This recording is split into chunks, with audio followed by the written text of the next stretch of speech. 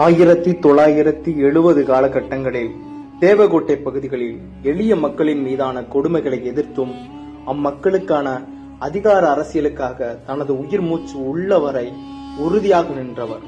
பலதரப்பட்ட எளிய மக்களுக்கான அதிகாரத்தை மீட்டுக் கொடுத்தவர். மாவட்ட விவசாய சங்க தலைவராக இருந்தும் ஊராட்சி மன்ற தலைவராக இருந்தும் விவசாயிகள் மற்றும் உழைக்கும் மக்களின் உரிமைகளை பெற்றுக் கொடுத்தவர். காட்டுமிராண்டிகளின் களவாணித்தனத்தை தனது மரபு குணத்தால் அடக்கி வைத்தவர்.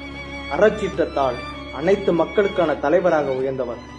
இப்படிப்பட்ட தலைவனை காலம் கட்டாயத்தின் பெயரில் உருவாக்கும். அந்த தலைவன் எந்த சமரசமும் இல்லாமல் மக்களுக்காக தான் உடைமைகளையும் தாண்டி உயிரையும் கொடுப்பான். அவர் வேறு யாரும் இல்லை.